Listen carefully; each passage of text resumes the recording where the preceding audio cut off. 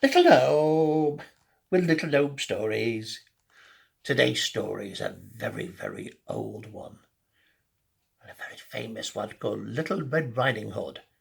Now, Little Red Riding Hood's grandma lived in the Puggy Wood. Well, she actually lived right in the middle of the Puggy Wood, and 3 times a week, Little Red Riding Hood would take some groceries and let in know a bit about what was happening, gossip and things like that. Well, on this particular day, Red Riding Hood was walking through the wood when she heard a bit of a scurrying in the bushes, and a voice boomed out, "Hello, little girl. Where are you going to?" Well, that's none of your business. That's for me to know and you to find out. Well, I'm awfully hungry. What have you got in your basket? Nothing for you. You go off, whoever you are, and look for your own food. There was a scurry in the bushes, and then it was quiet again. But you know who it was, don't you? The big, bad wolf. Well, she walked a wee bit further. She was nearly at Grandma's house, and a voice came out of the bushes again. "Hello, little girl. Are you still walking in the darkness of the Puggy Wood? Where are you off to in such a hurry?" "I'm off to Grandma's house. Now leave me alone, or I will shout for the huntsman." Well, there was a very quick scurry, and the wolf ran off. Now, before Red Riding Hood could get to her nanny's, guess what? The wolf got there first, raced inside, and in one gulp,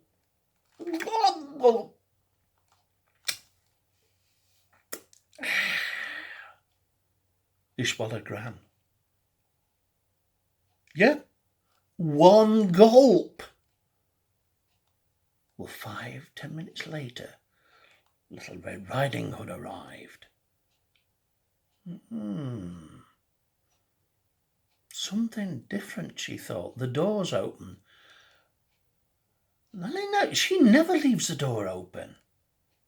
But in she went. Wow. And she looked hard. Very hard. For Grandmother had changed a lot. Come a little closer, dear. I don't see as well as what I used to do, said the wolf, who put the dressing gown on and dressing cap of the grandmother. Well, Grandmother, what big ears you've got. Well, all the better to hear you with, Red Riding Hood. Grandma, what big eyes you've got. All the better to see you with, Little Red Riding Hood. Grandma, what big teeth you have. All the better to gobble you up with, Red Riding Hood. And he leapt off the bed, but he got wrapped up in the blankets and the sheets, and he fell over on the floor.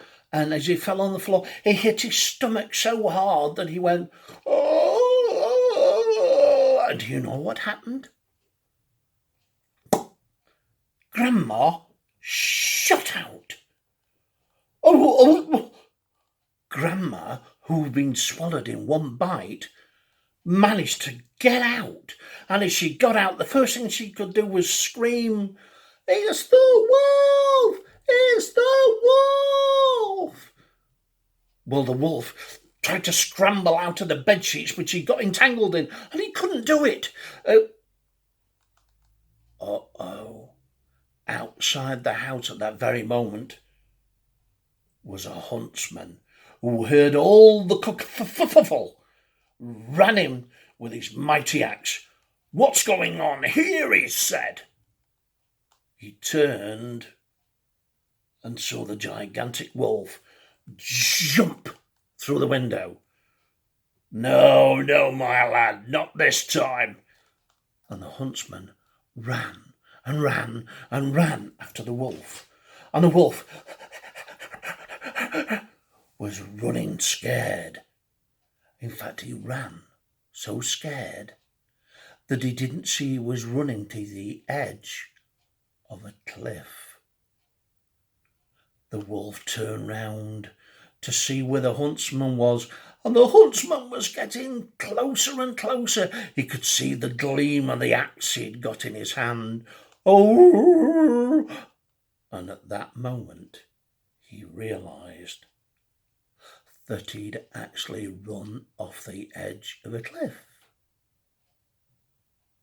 Uh-oh.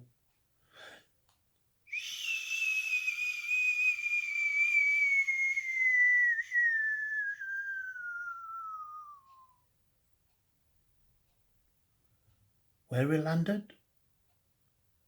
Nobody knows. But he was never, ever seen again. I don't like wolves. They're not very nice creatures. You may say, well, how come these were magical? Well, they were magical because they could talk. I think we'd be better off without talking wolves. Until next time, don't forget, be safe, be happy.